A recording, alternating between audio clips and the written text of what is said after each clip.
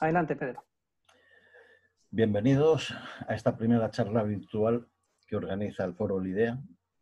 Quiero aprovechar para recordar que el foro se constituye en diciembre de 2013 con el objetivo de impulsar cambios relevantes en la sociedad basados en la opinión y participación activa de y sobre las personas mayores, generando fórmulas y prácticas que aseguren una sociedad justa, sostenible para todas las personas. En estos momentos, la composición del Foro LIDEA están las siguientes organizaciones: CAUMAS, CEATE, CEOMA, EUNE Sociosanitarios, Grupo Senda, LARES, la Sociedad Española de Geriatría y Gerontología, SECOT y UDP. En este tiempo transcurrido, el foro ha ido realizando diversos documentos basados en la idea de la difusión de ideas y de conceptos. Entre algunos de estos documentos pues está las 10 propuestas para impulsar el liderazgo de las personas mayores, sistema de jubilación progresivo y flexible, modelo multisistémico de aplicación con la vida y la participación, 10 estereotipos sobre las personas mayores, innovación intergeneracional en el mundo laboral, organizado en colaboración con la COE, el símbolo gráfico de las personas mayores, el pictograma para señalización, que lo realizamos en colaboración con el CEAPAP, el decálogo del buen trato periodístico a las personas mayores, también en colaboración con la FAPE y APM, 10 claves de liderazgo de las organizaciones sociales, decálogo intergeneracional, etcétera, etcétera. Todos estos documentos están en nuestra página web, disponibles para quien los quiera consultar en www.forolidea.com. Como en línea con todo lo que hemos elaborado, hemos organizado esta charla que titulamos La vulneración de los derechos de las personas mayores durante la crisis del COVID. Para desarrollar este tema van a participar distintos miembros, representantes de organizaciones del foro. En primer lugar lo hará Elisa Nuez, en segundo lugar Juan Vela, tercero Alfredo Borges, posteriormente Matilde Pellegrí y finalizará Víctor López de UDP. Bueno, sin más preámbulos, porque el tiempo cuenta, vamos a dar paso a la exposición de Elisa Nuez, que es adjunta a la dirección de CEOMA y que va a hablarnos sobre las personas mayores, propuestas para el futuro. Elisa, cuando quieras, adelante. Bien, buenos días, muchas gracias, Pedro. Muchas gracias también Foro LIDEA y sobre todo felicidades por este encuentro, que es una idea estupenda. Bueno, en este caso y en esta ocasión represento a CEOMA y voy a tratar de ser breve en este tiempo concedido. Las ideas que tenemos son muy grandes y muchísimas, pero bueno. Se titula en este caso la intervención, pues el futuro de las personas mayores después del COVID-19. Es un tema muy importante porque ¿qué es lo que va a pasar? Bueno, pues el interés principal de CEOMA es buscar y defender siempre el bienestar de las personas mayores y para ello se trabaja fervientemente sobre el decálogo que marca las pautas de este trabajo. Tenemos que incidir en este momento en unos puntos sumamente importantes y que no pueden quedar aparcados. Estos son, en principio, el punto principal, el que se está tocando continuamente. Por supuesto, las residencias para CEOMA está claro que no pueden ser ámbitos sanitarios. Partimos de la idea de que los mayores deben permanecer en su hogar todo el tiempo que sea necesario y para ello se necesitan unos servicios de atención que proporcionen todo lo conveniente para mantener un día a día digno de estas personas. Únicamente las personas mayores deberían acudir a una residencia, eso es lo ideal y lo que realmente debería de ser así, cuando ya se llegue a un nivel alto de dependencia. y sean personas especializadas las que las puedan cuidar por encima de sus familiares, que ya llegará el momento en que no puedan hacerlo. Los gobiernos, en este caso, deberían de estar ahí porque tienen que proporcionar pues, muchísima ayuda institucional para cubrir todas estas necesidades. Creemos también que se necesita un criterio de futuro para conseguir un poder adquisitivo de las personas mayores, quitar muchísimos pagos que están haciendo, por ejemplo, el copago farmacéutico. Se debería de ver que una bajada de IVA, porque hay ciertas cosas que son muy importantes y muy necesarias ya en las personas mayores, como pueden ser los pañales que llevan un IVA altísimo. Una liberación de pagos, realmente eso es lo que se tiene que concentrar en la economía. En cuanto a la economía, bueno, pues pedimos sobre todo que existan unas pensiones dignas.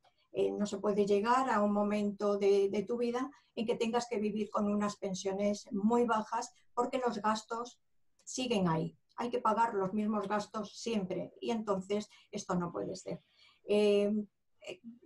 Son personas, además, que volvemos a decir que estamos manteniendo la economía de un país, y hay que mantener, por supuesto, el poder adquisitivo de estas personas. Después, realmente hablamos del edadismo. Ahora mismo lo estamos viendo, este punto tan principal y tan importante como es el confinamiento.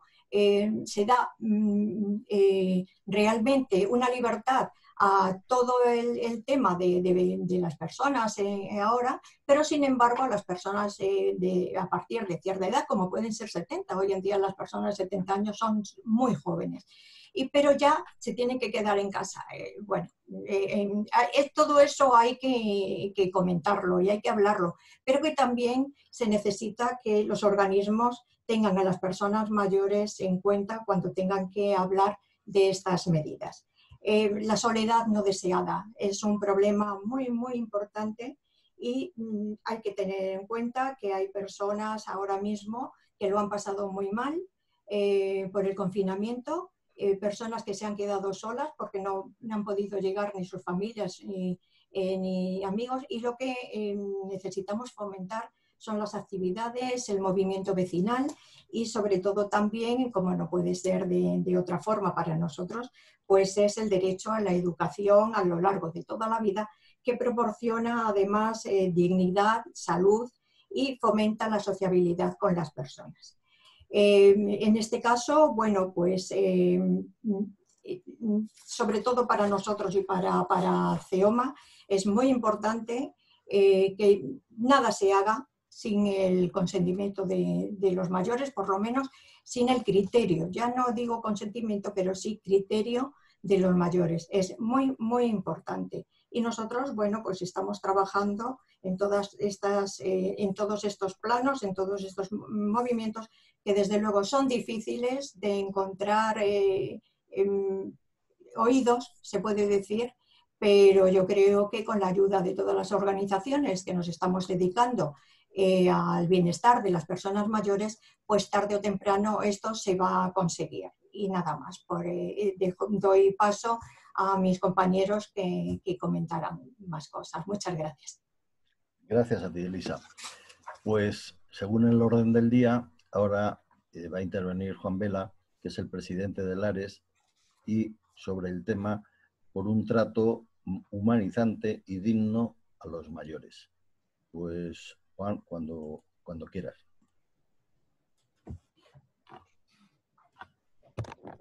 Pues muchas gracias, Pedro, y muchas gracias por invitarnos a esta casa que es de todos, ¿no? Que es el Foro Lidea, que estamos todos, que nos sentimos muy partícipes y muy comprometidos también con el compromiso de también saludar a los compañeros que habéis venido, ¿no? a esta mesa, a todos vosotros. Mirad, el trato humanizante y la dignidad del mayor. Que la verdad es que el título, no sé quién lo puso porque no lo puse yo, no ha sido idea mía, ha sido seguro idea vuestra, es muy bonito y muy adecuado a los tiempos que estamos viviendo. Es un tiempo de que indudablemente los valores de las personas, de dónde ponemos a la persona en la sociedad, no están de moda. Ya antes de la pandemia hablábamos de los graves problemas que teníamos de soledad, del aislamiento de tantas personas. 2.300.000 personas hablaban ya de que mayores de 65 años que vivían solas en los hogares. Y de otros muchos problemas, porque había gente que vivía rodeada de personas, pero que también se sentían solas. Esa soledad no deseada. Y junto a ello, problemas muy serios que nos daban indicadores como que algo estábamos haciendo mal en nuestra sociedad. El incremento de los suicidios en España a más de 4.000 personas, siendo la primera causa de fallecimiento externo que hay en nuestra sociedad, incrementar siendo mayor que los propios que los accidentes de tráfico en alguno de los últimos años que ha pasado, nos tenía que haber alertado a todos muchísimo. Junto a eso, otros muchos elementos, ¿no? La destrucción de las relaciones más cercanas y próximas en contextos en los cuales la familia se extiende y los hijos desaparecen del entorno más próximo, etcétera, etcétera. Bueno, pues junto a eso llegó la pandemia, ¿no? Y la historia parece que se redescubre también en los momentos de crisis. Los momentos de crisis son momentos de oportunidad, siempre, ¿no? Decimos muchas veces, ¿no? Y es así. Tendríamos que aprender que en estos momentos es un tiempo de oportunidad para darnos cuenta cuáles son esos valores. Hoy día, y por no alargarme, porque yo tendría para 4 horas, y me han dicho que 8, hoy día precisamente el cuidado debería de ser el centro de nuestras relaciones. El cuidado. Nos tendríamos que aprender a releer la sociedad, el contexto en el cual vivimos, desde el contexto del cuidado. En los últimos tiempos, en las última década aproximadamente, el tema del maltrato, de la violencia de género, de violencias, de maltrato, etcétera, han cogido las primeras líneas en los periódicos y en las políticas sociales. Y está muy bien, pero la parte positiva, que es sobre el cuidado, de cómo cuidamos al otro, en qué contexto cuidamos y por qué lo cuidamos, esto parece que nadie se lo ha tomado en serio. Estoy convencido que del gran aprendizaje de la pandemia, uno de los grandes retos y es de cómo vamos a cuidar. El cuidado digno es algo mucho más grande que una frase o que un lema. Y son en esos valores del cuidado donde como sociedad nos tenemos que reinventar. Esto, trasladado luego a la proximidad de las personas más frágiles y entre ellas las personas mayores, tiene un contexto importantísimo para poderlo hacer. Importantísimo. Es allí, en el cuidado de ellos, en el día a día, en su proximidad, donde las relaciones toman un calado más importante. A mí me gusta decir a los compañeros que nuestro trabajo no es duchar a una persona o lavarla, no es dar de comer a una persona que no puede comer, no es el ayudarle a que ande a una persona que no puede andar. Nuestro trabajo es mucho más grande. Nuestro trabajo es de dignificar a la persona mientras la ducha a través de su higiene, de dignificar su vida a través de la nutrición, de que encuentres el momento de placer y de sentirse bien en cada lugar y en cada espacio que está recuperando. Esto que parece muy sencillo y que parece que para todos lo podríamos tener por sentido común, nos cuesta cada día más. La actitud de cómo hacemos las cosas. Nuestra sociedad debe de redescubrir en su conjunto el valor del cuidado. Cuidado que se hace desde que naces hasta que mueres. Y cuidadores somos desde que nacemos, necesitamos cuidadores, hasta que morimos, que necesitamos también gente que nos cuide. Por lo tanto, el cuidado tiene que ser transversal a nuestra sociedad y arraigado en esos valores de la humanización. Hacernos personas a través del contacto de los demás. Nuestras residencias, nuestros ámbitos donde cuidamos a las personas más frágiles tienen que ser santuarios del cuidado. Tienen que ser espacios donde las personas sean dignificadas, donde la historia de vida de cada una de las personas que pasen se conviertan en una continuidad y que no se limite su historia a las puertas de la propia residencia. Que el lugar donde ellos viven sea un lugar donde haya armonía, tranquilidad y respeto, sea cual sea su opinión, su manera de ser, su inclinación, su tendencia o lo que quiera en la vida, ¿no? Que vivan desde el respeto del otro, que aprendamos. Tenemos que generar comunidades de proximidad, abiertas a comunidades más extensas, a comunidades que estén en el entorno más cercano. Y allí yo creo que también, igualmente es importante que nuestros centros estén abiertos al compromiso con la ciudadanía, y la ciudadanía el compromiso con la residencia. Tenemos que redescubrirnos, que reencontrarnos unos a los otros, y tenemos que reinventar el modelo del cuidado en todos nosotros.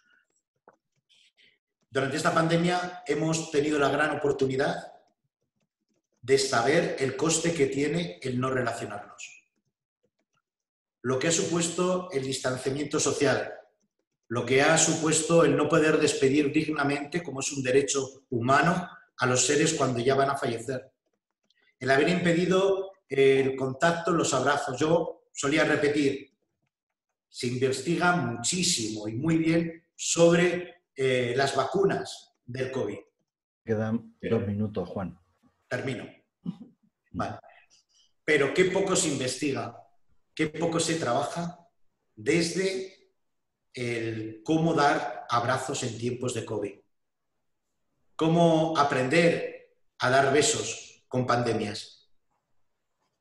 ¿Por qué no investigamos cómo nuestras relaciones pueden mantenerse dignas al mismo nivel, respetando la prevención, pero sin privarnos de un derecho fundamental que nos hace ser humanos, personas? Humanizar las relaciones, humanizar nuestro día y también el cuidado a ellas. Y creo que tendremos una sociedad mejor para todos. Y ya está. Muchas gracias. Bueno, muchas gracias a ti por tu exposición. Ahora va a intervenir Alfredo Bórquez, secretario general de la SEC, que nos va a hablar sobre las lecciones aprendidas desde una sociedad científica ante la crisis sanitaria. Pues cuando quieras, Alfredo. Sí, muy buenos días. Muchas gracias por la invitación.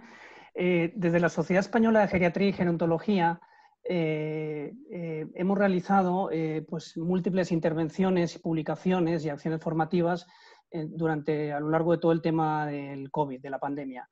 Hicimos 7 webinars por avanzar conocimiento de actuación en cuanto a las pautas a nivel de geriatría y gerontología en plena pandemia, temas de nutrición, de prevención de caídas, fracturas, de dolor y COVID, de sarcopenia, nutrición y demencia, de oncogeriatría o de COVID y gripa y la importancia de las vacunas. También hemos publicado en la web de la Sociedad Española de Geriatría, que lo tienen disponible, 18 documentos propios y 5 con otras sociedades científicas y organizaciones.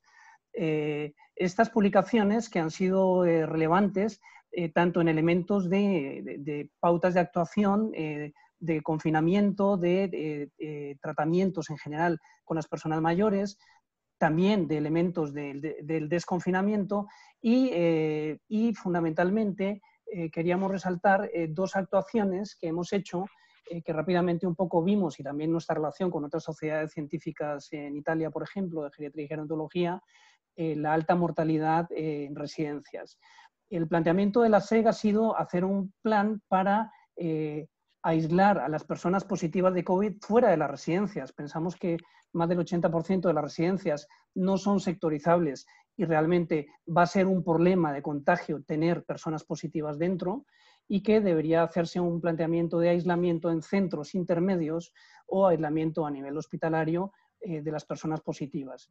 Entonces, yo creo que tenemos que conocer y categorizar bien las residencias, sabiendo en cuáles se puede sectorizar, en cuáles hay capacidad de tratamiento, aunque medicalicemos los centros de tratamiento dentro, pero pensamos que en la mayor parte hay que hacer los aislamientos fuera de las residencias. Esto es algo que tenemos que replantearnos diferente fundamentalmente ante los rebrotes. También resaltamos el importante trabajo que han hecho más de 200.000 profesionales en España en residencias. Hemos publicado un estudio de normativas de las residencias donde se ven que hay muchos elementos a mejorar, tanto a nivel de edificio, a nivel de modelos más compartimentados, y también hemos hecho publicaciones sobre el desconfinamiento gradual y seguro de las personas mayores. Yo creo que aquí hay muchos elementos donde debemos preservar los derechos de las personas mayores, estemos ante una situación de pandemia, de rebrote, etcétera. lecciones aprendidas que podemos pensar, yo creo que todos formamos parte de un gran ecosistema a nivel macro, personas, animales, plantas y todo el planeta. Y hasta que no entendamos esto y dejemos de utilizarnos unos a otros, incluso entre humanos o el propio planeta, pues yo creo que lo vamos a tener complicado. Es decir, nos hemos dado cuenta que somos muy frágiles como seres humanos, es decir, que el planeta puede quitarnos de en medio sin grandes dificultades, de hecho puede pararnos por completo como lo ha hecho, y yo creo que tenemos que ser mucho más humildes, pero también tener mecanismos de actuación y prevención mucho más ágiles y coordinados a nivel internacional y nacional. Yo creo que igual que hemos hecho un mando único de hospitales, hay que hacer un mando único de residencias. Es decir, los recursos más vulnerables y de mayor riesgo son residencias y son residencias y son los hospitales. Con lo cual tenemos que hacer una coordinación mucho más eficiente de todos los circuitos, tanto en lo público como en lo privado, para dar respuesta y para evitar vulneración de derechos de personas mayores. Que las personas mayores sean atendidas en el lugar adecuado a su situación y que les dé la mayor garantía posible. También es importante a nivel meso invertir en ciencia, investigación, sanidad y servicios sociales. Hay que invertir en estos pilares del estado de bienestar que son muy importantes. Hay que replantear todo el tema de investigación. La investigación es muy importante porque genera conocimientos y genera riqueza en un país. Con lo cual yo creo que hay que hacer un replanteamiento estratégico en la investigación de forma importante. Otro elemento a mejorar, la colaboración, diálogo y corresponsabilidad. Parece que vivimos en mundos separados si eres alguien que trabaja en el sector público o en el sector privado, si formas parte de un partido político o parte de otra organización de la sociedad civil, si estás en la administración pública o no. Yo creo que aquí tenemos que tener elementos de diálogo y corresponsabilidad mucho más amplios y construir soluciones más a medio y largo plazo. Es necesario la mejora del modelo sociosanitario residencial. En la SEG hemos creado ya grupos de trabajo para plantear mejoras del modelo a nivel de futuro, que pasan por humanizar los centros, pasan porque sean más convivenciales y pasan porque la actuación de sanidad sea mucho más coordinada y mucho más de apoyo en todos los elementos con las residencias. Con lo cual yo creo que debemos dar un paso adelante desde todos los sectores para mejorar el modelo sociosanitario. Y finalmente, en el nivel micro, pues para las personas tenemos que actuar en la prevención, y en la prevención pasan todos los temas de tener suficientes EPIs, tener buenos elementos de prevención, de lavados de manos, pasa por la detección precoz de los casos, haciendo serologías y haciendo diagnóstico de los casos positivos, y pasa por un tratamiento sin discriminación. Hay que cambiar los circuitos de aislamiento, pero no es necesario que los diferentes recursos actúen según el nivel de especialización requerida en cada situación. Yo creo que no se debe vulnerar los derechos de las personas mayores, da igual que una persona mayor sea dependiente o no, o da igual que viva en su casa o en una residencia, tienen los mismos derechos, son ciudadanía de pleno derecho, y yo creo que aquí desde el ámbito profesional de las administraciones públicas tenemos la obligación y responsabilidad de hacerlo mucho mejor. Muchas gracias, Pedro. Gracias a ti, Alfredo. Bueno, pues la siguiente en intervenir es Matilde Pellegrí, presidenta del Grupo Senda, y que va a hablar sobre cómo han abordado los medios de comunicación la crisis sanitaria del COVID. Pues, Matilde, cuando quieras. Muchas gracias Pedro, muchas gracias a Foro Lidea por esta invitación y un saludo cordial a los compañeros de mesa. Claro, esto de cómo han abordado los medios de comunicación la crisis sanitaria es, como decía Juan Vela, esto da para 4 horas, pero bueno, intentaremos resumirlo porque yo creo que de esto podremos generar más debates. Hay cosas que en general se saben, pero es verdad que cuando algunos datos te los confirma una agencia de medios, pues bueno, resulta especialmente interesante. Y es verdad que algo que suponemos, pero que ha sido así y está confirmado por seguimiento, es que, por ejemplo, en la primera semana del estado de alarma bajó drásticamente el consumo de información deportiva y de automóvil, los típicos portales de coches. Pues sí, evidentemente dejó de haber fútbol y competiciones y eso se paralizó. Pero claro, se incrementó enormemente el consumo de información, sobre todo información online, con un pico significativo en la segunda semana de marzo. Hay una cosa curiosa, los portales económicos de información económica no han parado de crecer permanentemente durante la pandemia. Una cosa que también sabemos es que el uso de redes sociales se incrementó mucho en la segunda semana de marzo, pero es que a partir de ahí hay un crecimiento exponencial. Hay un dato que siempre es muy importante, que es televisión, que sigue siendo el medio rey. Todos sabemos que cuando los niños se quedaron en casa, consumieron más televisión, pero la cifra a mí me ha llamado la atención. La media de consumo de niños diario es de 79 minutos cada día, entre 76 y 79, que ya me parece mucho. Pues a partir de cerrar los colegios, pasó a ser entre 145 y 130 en función de la edad, mucho más los pequeños que los mayores. Por supuesto, las redes sociales han sido los grandes informadores, el mayor generador de contenidos ha sido Twitter y el mayor volumen se ha producido en la Comunidad de Madrid. Y una vez finalizado el confinamiento, es verdad que la televisión ha bajado la audiencia media, ha bajado los minutos de consumo y sin embargo ha crecido mucho el uso de televisión para videojuegos, para plataformas, en fin, todo esto. Es verdad que la televisión sigue siendo el medio rey, ha sido el principal medio para informarse de las novedades de COVID, sin ninguna duda, seguido por Internet, el segundo ha sido Internet.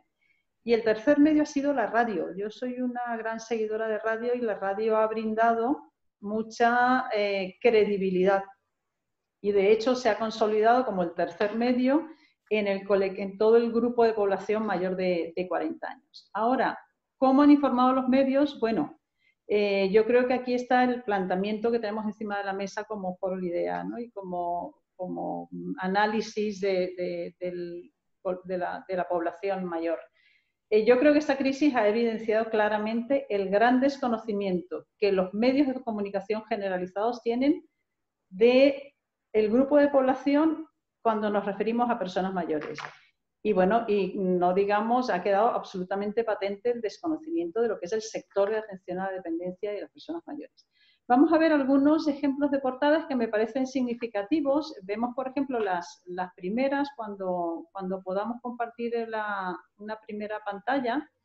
Yo no sé si ustedes recuerdan que en España no se hablaba de fallecidos y no se hablaba de nombres y de repente nos llegó el New York Times con una de las portadas que yo creo que hará historia en el periodismo internacional. Los nombres de decenas de miles de fallecidos en su primera página. Y curiosamente, una cosa que he descubierto cuando he estado preparando esta intervención es que O Globo de Brasil también lo hizo. Bueno, esto es una manera de apoyar y acompañar a las familias. O sea, están allí porque si no hablas de los fallecidos, el dolor se multiplica. Y yo creo que ahí es difícil decidir qué se ha hecho bien y qué no. Pero en cualquier caso me pareció una portada impresionante. Luego tenemos dos portadas más, seguimos en la siguiente pantalla. Hubo portadas muy criticadas en su momento. Estas dos portadas del Mundo, la de la izquierda es una situación muy dramática en una casa, en una vivienda, y la segunda es una foto que se hizo muy famosa porque fue muy criticada. Bueno, esto era lo que estaba pasando. Entonces son diferentes formas en los medios de ver la realidad. Luego en la siguiente pantalla vemos que pues se seguía hablando de economía y una portada del País ahí que habla de economía y el periódico que hablaba de lo que estaba sucediendo en ese momento. Pero centrándonos de nuevo en nuestro tema, en la siguiente diapositiva, entramos en el tema del que se habló fundamentalmente, que se habló de residencias, pero se habló de residencias de una manera, insisto, dramática. O sea, se habló de residencias no solo en los informativos, es que la televisión, que es el medio estrella, todas las televisiones hicieron programas especiales y el centro de atención eran las residencias. No eran las residencias, eran los fallecidos en las residencias. Y ahí claramente se evidenció que los medios de comunicación generalistas no saben lo que es una residencia. Es decir, yo escuché a periodistas decir que porque los fallecidos no estaban en una cámara. Oiga, que no es una morgue. Una residencia es una casa, es un lugar para vivir. Nosotros tenemos una sección que se llama Un lugar para vivir y está dedicado a las residencias, pues incluso dedicado al cohousing, a otro tipo de soluciones alternativas. Pero en definitiva, una persona mayor, si está bien y es autónoma, puede vivir en el quinto izquierda. Y si no es autónoma y requiere ayuda, estará en una residencia. Pero es el mismo ciudadano, tiene los mismos derechos y está viviendo en un hogar, no está viviendo en un hospital. Por lo tanto, claro, quedó patente que no sabían de qué estaban hablando, no sabían que una residencia no es un hospital y desde luego no es una morgue y no es una funeraria. Yo creo, y esto lo he comentado en estos meses que hemos hablado mucho con el sector de atención a la dependencia, que yo creo que aquí el sector en estos últimos años ha perdido la oportunidad de comunicar la buena atención que se hace a las personas mayores en general. Porque si eso no lo dices, y no estoy hablando de relaciones institucionales, estoy hablando de contar, y esto Juan Vela lo sabe muy bien, contar que en Navidad las personas que viven solas pueden ir a las residencias sin ningún coste, porque para que no estén solas se les abren las puertas a las residencias. Hombre, no quiero compararlo con el trabajo y la labor de Lares, que es impagable, pero en los centros privados o en los centros concertados se atiende bien porque se atiende profesionalmente. Siempre es mejorable, las residencias mejores o peores.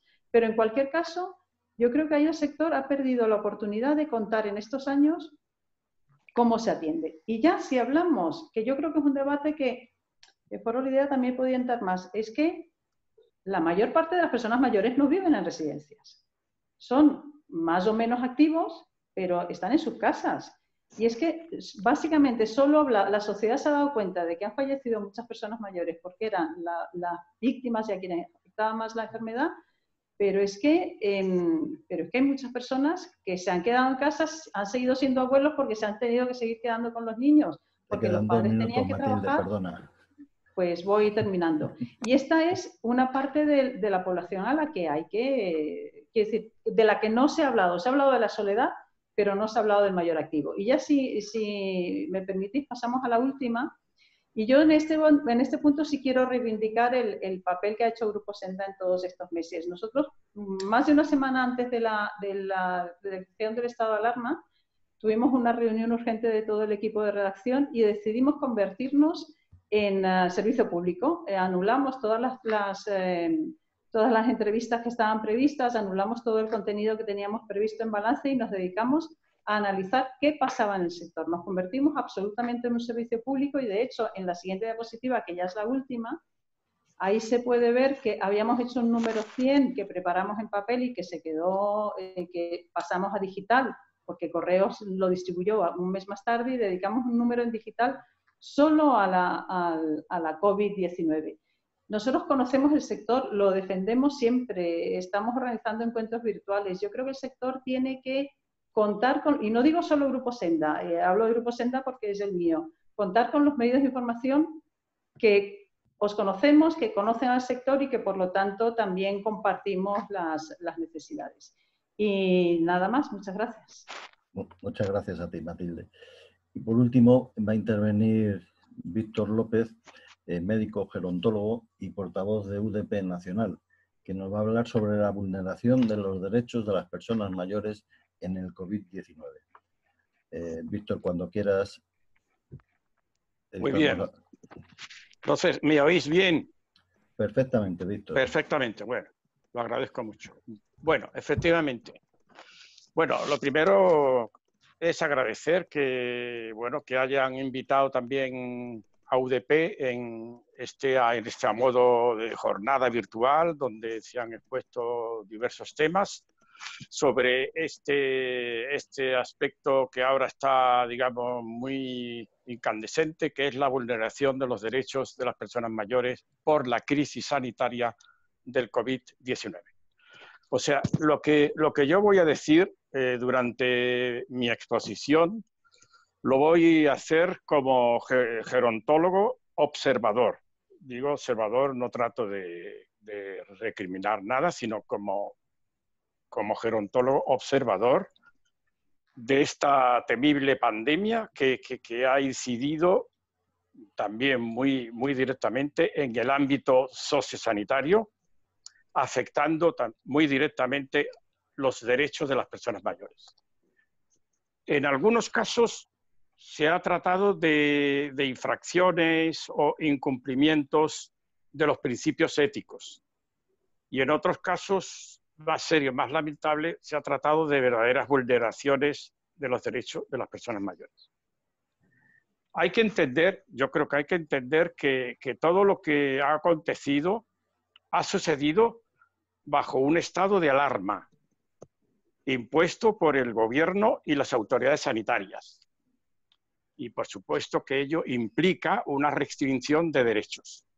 Restricción de derechos, como todos lo hemos no solo vivido, sino sufrido en nuestra propia carne. Pero yo hago esta puntualización. Pero jamás esa restricción de derechos, por así decirlo, por mandato de ley, se debe sobrepasar esa línea roja que penetra ya en el territorio de la discriminación. O sea que, sea como sea, la discriminación hay que evitarla.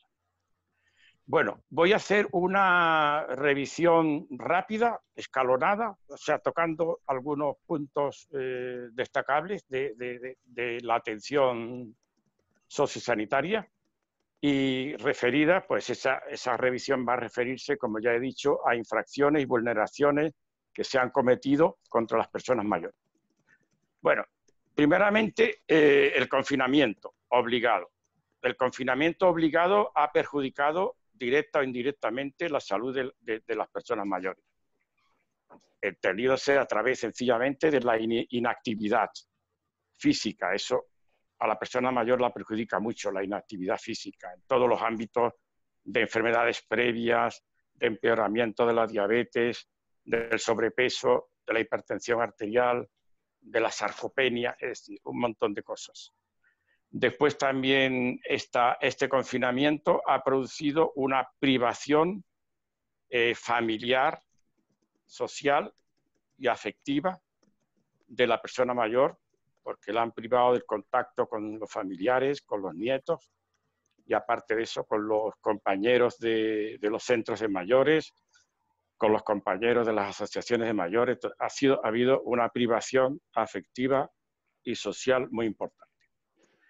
Finalmente, de hecho, con un hecho conocido que ha producido una perturbación mental y emocional, con una carga de miedo, angustia, expectativa, incertidumbre, sobre las etiquetas que se han puesto incluso públicamente, de que hay una gran vulnerabilidad por parte de las personas mayores ante el contagio y las complicaciones del virus. Todo eso ha creado, como digo, una carga emocional, mental muy fuerte. Bueno, yendo un poco ahora a nivel de los distintos estamentos de la atención sanitaria, en el centro de salud, lo sabemos todos, lo que ha habido traslado obligado de médicos de atención primaria a centros medicalizados, hospital de campaña, IFEMA, hoteles medicalizados. Todo esto ha creado también un déficit de atención hacia las personas mayores. A veces se han originado deficiencias, carencias o suspensiones de consultas médicas y de enfermería. Se ha sustituido por consultas telefónicas, pero yo diría que no es lo mismo, porque hay veces que la persona mayor necesita un contacto muy presencial, muy directo con el médico o con la enfermera. Después se ha producido también retrasos, suspensiones de pruebas y analíticas, revisiones, todo esto. Y todo esto englobado, pues oye, ha ido en detrimento de la calidad asistencial centrada en la persona. En un estamento un poco más complicado son las deficiencias o las carencias que se han producido en los hospitales. Aquí sí que los acontecimientos han sido mucho más serios y graves. Sabemos que ha habido una gran problemática de falta de camas UCI, de respiradores, de todo el equipo protector frente al contagio que necesitaban los profesionales sanitarios. Todo esto es una cosa que yo creo que el tiempo lo tendrá que aclarar todo. Y lo que también ha habido falta de camas UCI, es decir, que han tenido que meter a enfermos fuera en los pasillos y todo. O sea, ha sido un panorama verdaderamente desconcertante y dramático. Congestión y saturación de las UCI. Ha habido también una cosa muy, muy particular que ha llamado mucho la atención. Sido la... Sí, ya. Te quedan 2 minutos. Bueno, la confrontación de intereses, de exclusiones de los pacientes geriátricos por edadismo y todo esto. Esto ha creado una gran alarma y ha habido curiosamente ha habido un abandono o desatención de otras necesidades y atenciones hospitalarias hacia pacientes no COVID, que esto es muy importante y no se ha hablado nada de ello. O sea, que pacientes que han necesitado atención hospitalaria no se la ha dado porque la han sido ocupadas sus camas o sus servicios por otros pacientes. En las residencias mayores ha sido también muy fuerte la falta de protección, también se ha dicho, protección de las mascarillas, de todo, falta de aislamiento, los retrasos en la hospitalización, esto ha sido gravísimo, porque ha habido casos por edadismo o por pacientes que han estado en situación de dependencia que no han sido trasladados a los hospitales cuando hubiera sido sumamente necesario para salvar su vida, dificultades o imposibilidad de comunicación de los familiares con los residentes, y ha habido un elevado número de contagios y fallecimientos, y mala gestión y falta de previsión organizativa de los duelos y tal. Bueno, yo quisiera aquí finalmente solo decir, de esto se puede extraer una consecuencia positiva, y es lo que se entiende por un antes y un después, o la llegada de una nueva realidad, y es que ha producido una revalorización, una puesta en valor ¿de qué? Del gran valor de la salud, del gran valor de los médicos y de otros profesionales sanitarios, del gran valor de la sanidad pública universal, del gran valor de la disponibilidad de recursos sanitarios, del gran valor de la investigación biomédica y biofarmacéutica, vacunas, anticuerpos, todo eso. Estar concienciado, preparado y vigilante ante rebrotes del COVID y ante nuevas pandemias de virus emergentes. Lo ha concienciado también. Y el gran valor de los psicólogos, cosa que no se ha tenido muy en cuenta, está en retaguardia, que ha ayudado online en consultas telefónicas para las personas que han estado angustiadas, etc. Y el gran valor del seguimiento de un estilo de vida saludable, que también parece que no se ha acordado uno de ellos, para mejorar las defensas antiinfecciosas de cada cual. Y finalmente el gran valor de la telemedicina. Bueno, vale. Con esto paso. Vale, pues muchas gracias, Víctor. A mí, escuchando a vosotros que sabéis mucho más del tema que yo, me surgen dos preguntas. Una, ¿esto realmente ha sido solo una crisis sanitaria? Y la otra, ¿qué nos debe preocupar más? ¿El pasado inmediato que hemos tenido o un futuro incierto que se vislumbra a la vista de todo lo que ha sucedido? No sé, creo que si queréis comentar algo sobre alguna de esas preguntas, pues tenéis la palabra.